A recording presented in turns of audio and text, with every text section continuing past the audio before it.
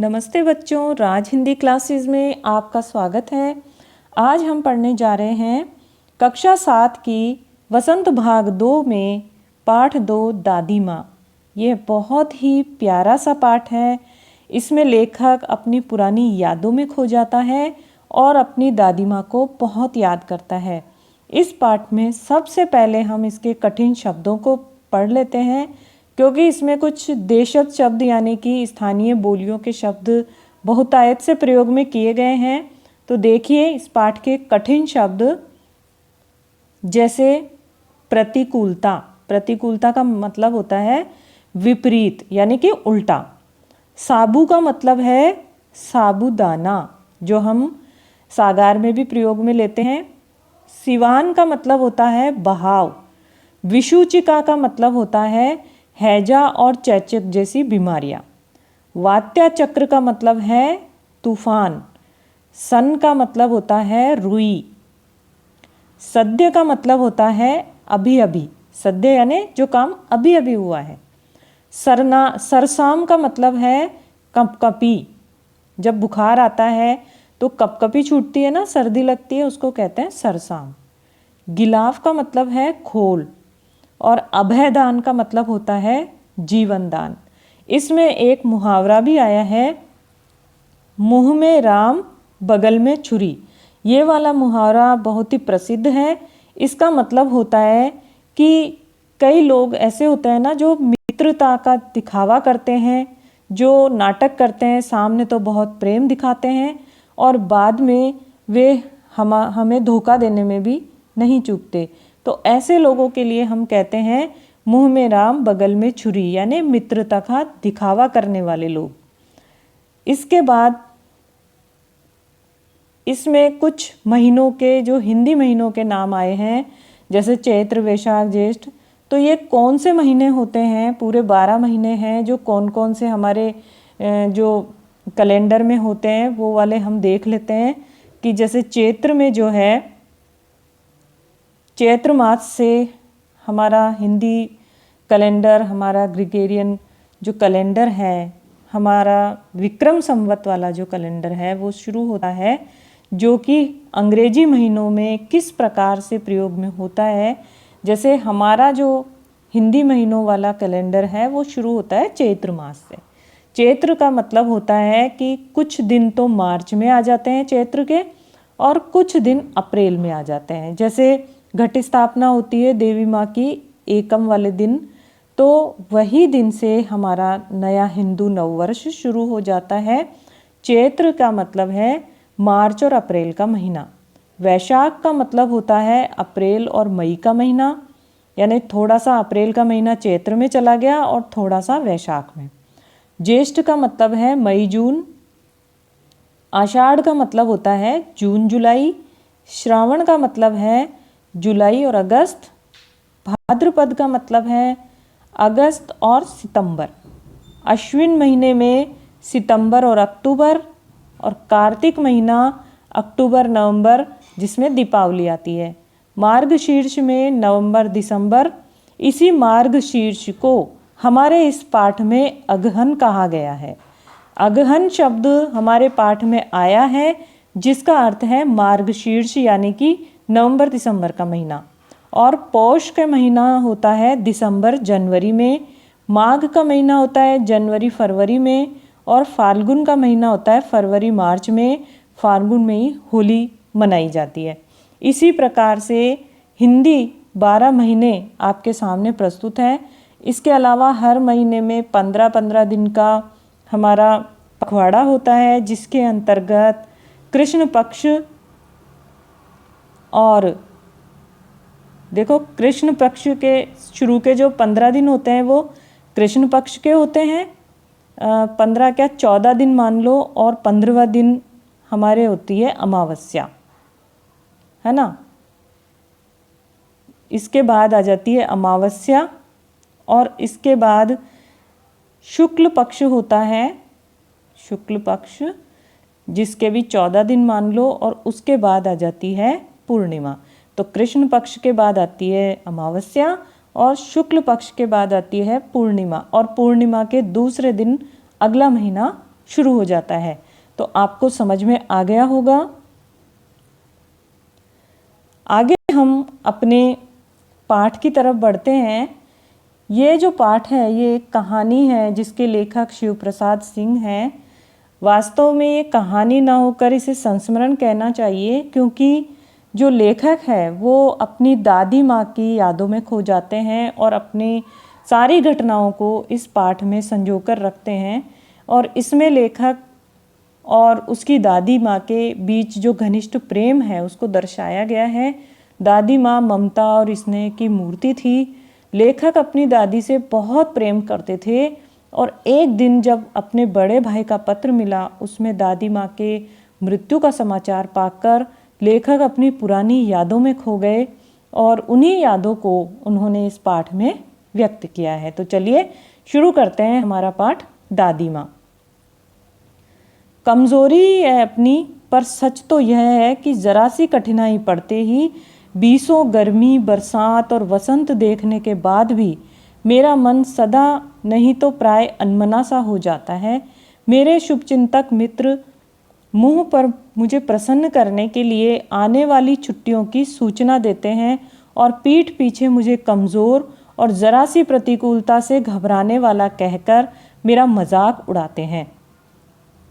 लेखक हमें बताना चाह रहे हैं कि थोड़ी सी भी कठिनाई आती है तो मुझे अपने परिवार की याद आने लगती है, इसीलिए जो मित्र लोग हैं वे मुझे छुट्टियों की सूचना के बारे में बताते हैं कि चलो अब तुम्हारी छुट्टी आने वाली है, अब तुम घर जाओ। हालांकि वो ये समझते हैं कि जो लेखक है वो कमज़ोर है और प्रतिकूलता से घबराने वाला है, यानी विरोधी परिस्थिति से घबराने वाला व्यक्ति है, और ऐसा कहकर वो लेखक का मजाक उड़ाते रहते हैं। लेखक क्या कहते हैं कि मैं सोचता हूँ, अच्छा अब कभी उन बातों को न सोचूंगा। ठीक है, जाने दो, सोचने से होता ही क्या है। पर बरबस मेरी आंखों के सामने शरद की शीत किरणों के समान स्वच्छ शीतल किसी की धुंधली छाया नाच उठती है। लेखक हमें बताना चाहते हैं वो धुंधली छाया कौन सी है उनके सामने। उनकी दादी माँ की छाया है। उन्हें अपनी दादी माँ अनायास ही याद आ जाती है शरद ऋतु में जब भी वो शीत किरणों को देखते हैं। आगे लेखक हमको बता रहे हैं कि मुझे लगता है जैसे क्वार के दिन आ गए हैं। क्वार के दिन का मतलब, क्वार का महीना कौन सा, जो मार्च अश्विन में आता है, मार्च मास में आता है और अश्विन का महीना है, उसी को क्वार कहते हैं, क्वार के महीना। मेरे गांव के चारों ओर पानी ही पानी हिलोरे ले रहा है। दूर के सिवान से बहकर आए हुए मोथा और साई की अधगली घासें, देखो मोथा और साई क्या है, घास है, और सिवान का मतलब है बहाव। सिवान का मतलब बहाव बताया था आपको शब्दार्थ में। मोथा और साई एक प्रकार की घास होती है। घेऊर और बनव्याज और घेऊर भी एक तरह की घास है। नाना प्रकार की बरसाती घासों के बीज सूरज की गर्मी में खौलते हुए पानी में सड़कर एक विचित्र गंध छोड़ रहे हैं। रास्तों में कीचड़ सूख गया है और गांव के लड़के किनारों पर झाग भरे जलाशयों में धमाके से कूद रहे हैं। ऐसे वातावरण में भी जो लड़के हैं वो जलाशय यानी तालाबों में कूद कर नहा रहे हैं और अपने अपने मौसम की अपनी अपनी बातें होती हैं। आषाढ़ में आम और जामुन ना मिले, आषाढ़ के महीने में आम और जामुन आते हैं, तो उस समय आम और जामुन चाहे ना मिले उसकी चिंता नहीं है। अगहन में चिवड़ा और गुड़ ना मिले, अगहन आपको बताया था, अगहन यानी कि नवंबर दिसंबर में, यानी मार्गशीर्ष का महीना, उसमें अगर चिवड़ा और गुड़ ना मिले दुख नहीं। चैत के दिनों में लाई के साथ, चैत यानी चैत्र का महीना, मार्च अप्रैल का महीना, उसमें लाई के साथ गुड़ की पट्टी ना मिले। गुड़ की पट्टी जानते हो ना, गुड़ और तिल से बनाई हुई गुड़ की पट्टी ना मिले, अफसोस नहीं। पर क्वार के दिनों में इस गंधपूर्ण झाग भरे जल में कूदना ना हो तो बड़ा बुरा मालूम होता है। यानी कि इन खाने पीने की चीज़ों से इतना आनंद नहीं मिलता जितना कि उस तालाब में कूदकर नहाने से मिलता है। मैं भीतर हुड़क रहा था, 2-1 दिन ही तो कूद सका था, यानी अंदर ही अंदर मैं सोच रहा था, अंदर ही अंदर खींच रहा था कि 2-1 दिन ही कूदा और नहा धोकर बीमार हो गया। हल्की सी बीमारी न जाने क्यों मुझे अच्छी लगती है। यानी लेखक को थोड़ा सा बीमार होना भी अच्छा लगता है। थोड़ा सा बुखार हो, ज्वर हो, यानी बुखार हो, सर में दर्द, खाने के लिए नींबू और साबू मिलता है। लेकिन इस बार ऐसी चीज़ नहीं थी। ज्वर जो चढ़ा तो चढ़ता ही गया, रजाई पर रजाई, और उतरा रात 12 बजे के बाद। यानी कि लेखक कहना चाहते हैं कि जो हल्का बुखार और हल्का सिर दर्द ये सब होता है तो सबसे अपनी सेवा करवाने में उनको बहुत मज़ा आता है।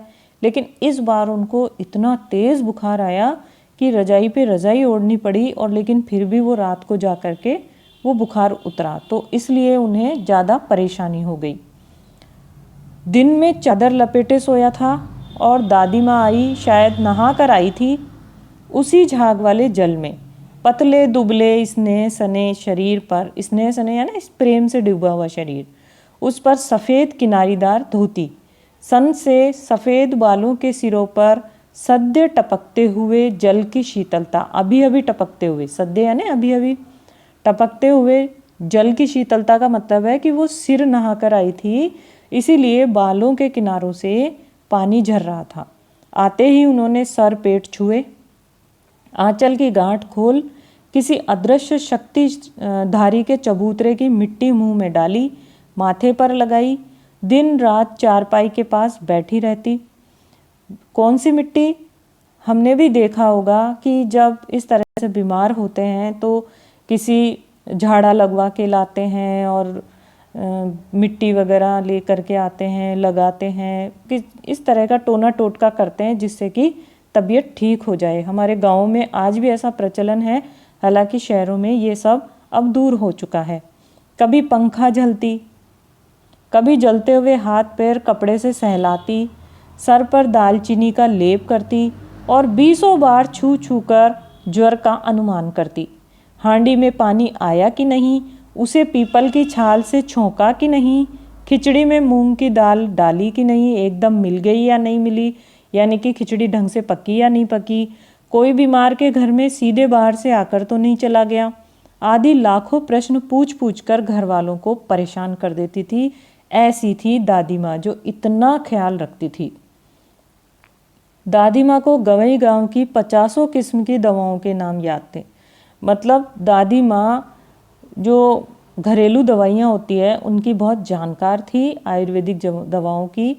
गांव में कोई बीमार होता उसके पास पहुंचती और वहाँ भी वही काम, हाथ छूना, माथा छूना, पेट छूना, फिर भूत से लेकर मलेरिया, सरसाम, निमोनिया तक का अनुमान विश्वास के साथ सुनाती थी। वो तुरंत बता देती थी कि इसके मलेरिया हो गया, इसके हैजा हो गया, इसके चेचक हो गया। महामारी और विषुचिका के दिनों में रोज़ सवेरे उठकर स्नान के बाद, विषुचिका आपको बताया था, हैजा और चेचक वाली बीमारी होती है, उसको कहते हैं विषुचिका। तो उठकर स्नान के बाद लवंग और गुड़ मिश्रित जलधार, गुग्गल और धूप, आप जानते हो ना गुग्गल धूप, आज भी हम अपने घरों में जब पूजा होती है या हम कोई हवन करते हैं तो उसमें गूगल धूप डालते हैं, और ऐसा माना जाता है कि उसकी धुआं से सारा वातावरण पवित्र हो जाता है। तो वो इस तरह के भी काम करती थी। सफाई कोई उनसे सीख लो। दवा में देर होती, मिश्री या शहद ख़त्म हो जाता, चादर या गिलाफ नहीं बदले जाते तो वे जैसे पागल हो जाती थी। बुखार तो मुझे अब भी आता है, नौकर पानी दे जाता है, मैस महाराज अपने मन से पकाकर खिचड़ी और साबू दे जाते हैं, डॉक्टर साहब नाड़ी देख करके कुनैन मिक्सचर की शीशी की तिताई के डर से बुखार भाग भी जाता है, यानी कि दवाई दे जाते हैं डॉक्टर साहब। पर न जाने क्यों ऐसे बुखार को बुलाने का जी नहीं होता, क्योंकि यहाँ वो दादी नहीं होती जो इतनी ख्याल रखती, इतनी देखभाल करती, जो साबूदाना खिलाती, जो इतना सिर के पास, पलंग के पास बैठ कर के 24 घंटे बैठी रहती, इतना ख्याल रखने वाला यहाँ पर कोई नहीं होता। इसलिए ऐसा नहीं चाहता कि कभी बुखार आए। अब देखिए किशन भैया की शादी ठीक हुई, यानी शादी हो गई। दादी माँ उत्साह और आनंद का क्या कहना, यानी वो बहुत प्रसन्न थी दादी। किशन भैया कौन थे? लेखक के बड़े भाई थे। तो लेखक के बड़े भाई की जब शादी हुई तो दादी माँ बहुत प्रसन्न हुई। सारा घर जैसे उन्होंने सर पर उठा लिया हो। पड़ोसी ने आती, बहुत बुलाने पर दादी माँ आती। बहन बुरा न मानना, कार परोजन का घर ठहरा। कार परोजन का मतलब यह शादी वाला घर ठहरा। यहाँ पे काम करूँ या फिर आपसे बातें करूँ, एक काम अपने हाथ में न करूँ तो होने वाला नहीं। जाने क्यों सभी जानते थे कि दादी माँ कुछ करती नहीं, पर किसी काम में उनकी अनुपस्थिति वस्तुतः विलंब का कारण बन जाती। यानी कि दादी माँ काम चाहे ना करे, लेकिन वो जिस प्रकार से आगे परिस्थिति अनुसार काम बताती जाती थी तो दूसरों को बड़ी आसानी हो जाती थी कार्य को करने में। उन्हीं दिनों की बात है। एक दिन दोपहर में घर लौटा। बाहरी निकसार में दादी माँ किसी पर बिगड़ रही थी। देखा पास के कोने में दुबकी रामी चाची खड़ी है। निकसार यानी बरामदे में। सो ना होगा धन्नो, रुपए मैं सूद के आज दे दे। तेरी आंख में तो शर्म है नहीं। मांगने के समय कैसी आई थी, पैरों पर नाक रगड़ती फिरी। किसी ने एक पाई भी न दी। अब लगी है आजकल करने, फसल में दूंगी। अब क्या तेरी खातिर दूसरी फसल कटेगी? इस प्रकार से दादी रामी चाची को, जो रामी की चाची थी, जो खड़ी थी वहाँ निकसार यानी बरामदे में, वहाँ उनको डांट रही थी क्योंकि दादी ने उनको ब्याज पर पैसे दिए थे, सूद पर यानी ब्याज पर पैसे दिए थे। अब रामी की चाची क्या बोलती है? दूंगी मालकिन। रामी की चाची रोती हुई दोनों हाथों से आंचल पकड़े दादी माँ के पैरों की ओर झुकी। बिटिया की शादी है, आप न दया करेंगी तो उस बेचारी का निस्तार कैसे होगा, यानी उसकी शादी कैसे होगी? तो दादी क्या कहती है? हट हट, अभी नहा कर आ रही हूँ। दादी माँ पीछे हट जाती है। जाने दो दादी, मैंने इस अप्रिय प्रसंग को हटाने की गरज से कहा। यानी लेखक ने ये देखा कि दादी माँ कुछ ज़्यादा ही रामी की चाची को डांट रही थी, तो लेखक रामी की चाची को बचाने का प्रयास कर रहा है, लेकिन दादी किसी की नहीं सुनती। बेचारी गरीब है, दे देगी कभी। तो दादी ने इसको लेखक को भी झटक दिया कि चल चल, चलाए समझाने के लिए। दादी किसी की सुनती नहीं थी। मैं चुपके से आंगन की ओर चला गया। कई दिन बीत गए, मैं इस प्रसंग को एकदम भूल सा गया। एक दिन रास्ते में रामी की चाची मिली। वह दादी को पूतों फलो दूधो नहाओ का आशीर्वाद दे रही थी। मैंने पूछा क्या बात है धन्नो चाची? तो उसने विवल होकर कहा, यानी बहुत मार्मिक भाव से कहा, उरिन हो गई बेटा, भगवान भला करे हमारी मालकिन का। कल ही आई थी, पीछे का सभी रुपया छोड़ दिया, ऊपर से 10 रुपए का नोट देकर बोली, देखना धन्नो, जैसी तेरी बेटी वैसी मेरी, 10-5 के लिए हंसाई न हो, देवता है बेटा देवता। उस रोज़ तो बहुत डांट रही थी। मैंने पूछा, वह तो बड़े लोगों का काम है बाबू, रुपया देकर डांटे भी न तो क्या लाभ। तो देखिए, जब लेखक ने ये देखा तो बड़ा आश्चर्य हुआ कि उस रोज़ इतना डांटने वाली दादी आज कैसे उसने सारे पैसे पिछले माफ़ भी कर दिए और बेटी की शादी के लिए पैसों का भी वादा किया और 10 रुपए का नोट भी दिया। तो इससे हमें पता चलता है दादी के चरित्र के बारे में कि दादी ऊपर से तो बहुत सख्त थी, लेकिन अंदर से वो बहुत ही नर्म दिल इंसान थी। तो इस प्रकार यहाँ दादी की चारित्रिक विशेषताएं प्रकट हो रही है। मैं मन ही मन इस तर्क पर हंसता हुआ आगे बढ़ गया। किशन के विवाह के दिनों की बात है। किशन कौन? लेखक का भाई। विवाह के 4-5 रोज पहले से ही औरतें रात रात भर गीत गाती हैं। विवाह की रात को अभिनय भी होता है। जब बारात चली जाती है तो पीछे बारात में पुरुष तो सभी चले जाते हैं और पीछे महिलाएं बचती हैं, तो वो महिलाएं मिलकर के रात को इस तरह का नाटक अभिनय करती हैं जिसमें कि विवाह से लेकर के पुत्रोत्पत्ति तक के सभी दृश्य दिखाए जाते हैं। यानी उसके अंदर सभी मिलकर के औरतें पार्ट करती हैं, सारी औरतें मिलकर के इस तरह का नाटक करती हैं जिसके अंदर विवाह की कथा वगैरह हुआ करती है। तो उस समय में क्या होता है कि पुरुष जो है वो बारात में चले जाते हैं, जो रह जाते हैं उनको भी वहाँ पर रुकना मना होता है, क्योंकि वहाँ जितने भी कार्यक्रम होते हैं वो केवल औरतें ही मिलकर के करती हैं। ऐसे में क्या हुआ कि लेखक उस समय बीमार हो गया था, तो बीमार होने के कारण वो बारात में नहीं जा पाया था। देखो लेखक यही बता रहे हैं, मैं बीमार होने के कारण बारात में न जा सका। मेरा भाई राघव दालान में सो रहा था, वह भी बारात जाने के बाद पहुंचा था, यानी बारात रवाना हो चुकी थी, इसलिए वो लेट हो गया, इस वजह से वो भी बारात में नहीं जा सका। तो ये दोनों के दोनों घर पे थे। औरतों ने उस पर आपत्ति की, औरतों ने कहा भाई इनको कहीं और भेजो, लेकिन दादी माँ वो तो अपने बच्चों को बहुत प्यार करती थी, तो दादी माँ बिगड़ी। लड़के से क्या पर्दा, लड़के और ब्रह्मा का मन एक सा होता है। तो इस प्रकार कह करके दादी ने इन दोनों को वहीं दालान में सुला दिया। अब मुझे भी पास ही एक चारपाई पर चादर उड़ाकर दादी माँ ने चुपके से सुला दिया।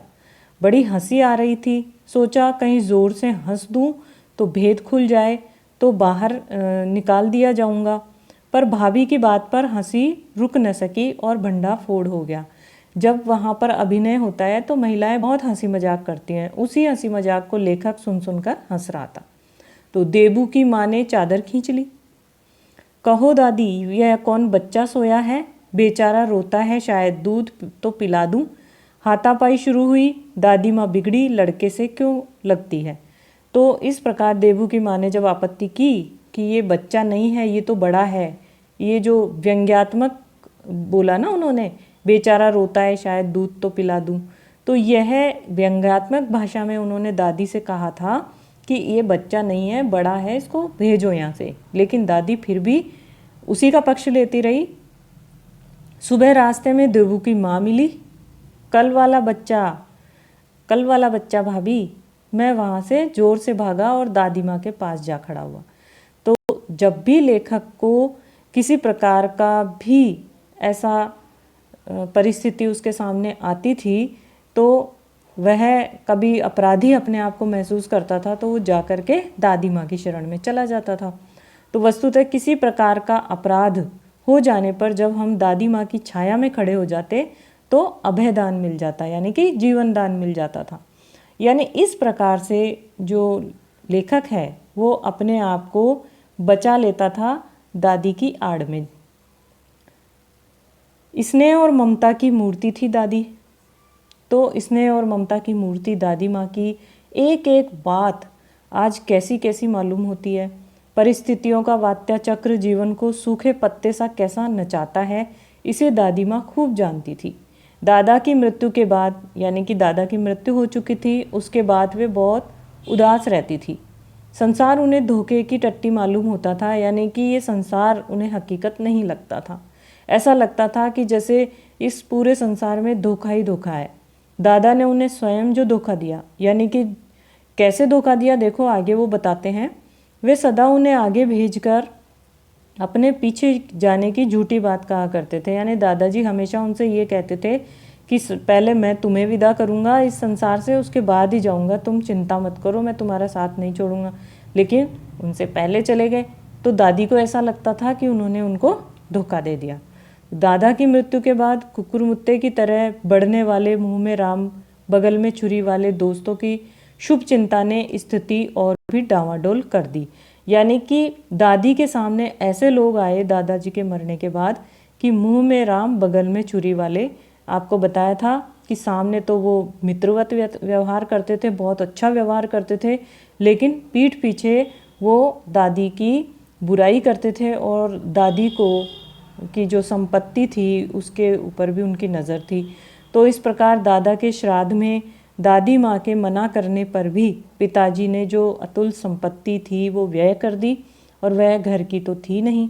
तो इस प्रकार उनकी जो संपत्ति थी जो दादाजी की थी वह भी चली गई। इस प्रकार दादी माँ अक्सर उदास रहा करती थी।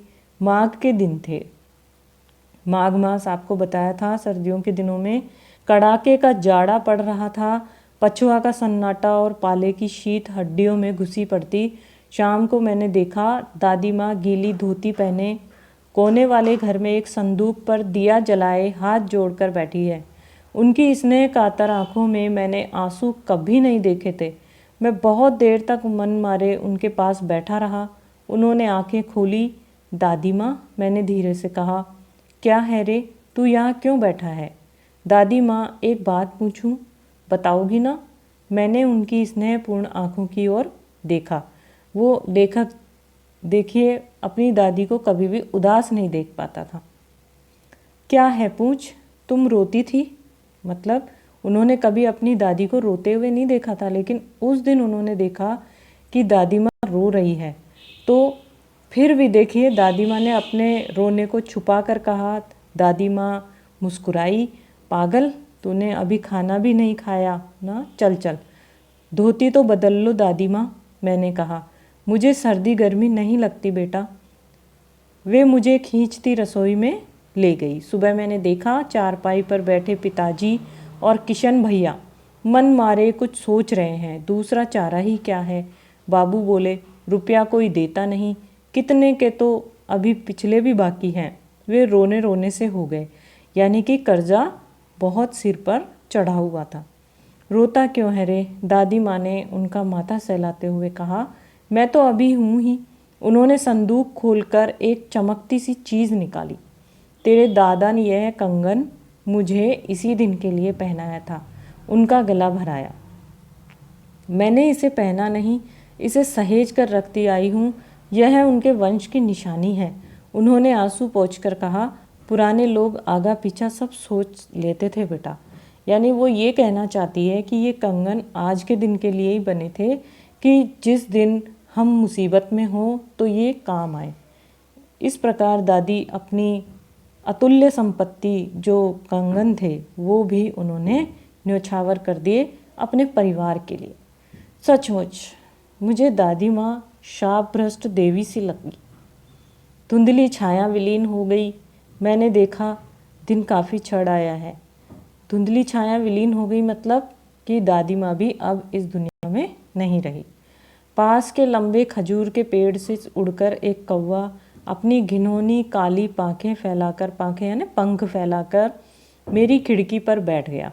हाथ में अब भी किशन भैया का पत्र काँप रहा है। काली चींटियों सी कतारें धूमिल हो रही हैं। आँखों पर विश्वास नहीं होता। मन बार बार अपने से ही पूछ बैठता है, क्या सचमुच दादी माँ नहीं रही? तो इस प्रकार बच्चों, लेखक अपनी दादी से इतना प्रेम करते थे कि वह पत्र पढ़कर भी उन्हें विश्वास ही नहीं हो रहा था कि अब दादी माँ इस दुनिया में नहीं है। तो इस प्रकार इस पाठ को बड़ा ही मार्मिक अंदाज से इस पाठ का अंत किया गया है। शिव प्रसाद सिंह ने, जो कि इस पाठ के लेखक हैं, उनकी आप बीती घटना है। तो बच्चों, ये पाठ आपको कैसा लगा? तो वीडियो को लाइक करें, शेयर करें और चैनल को सब्सक्राइब करें।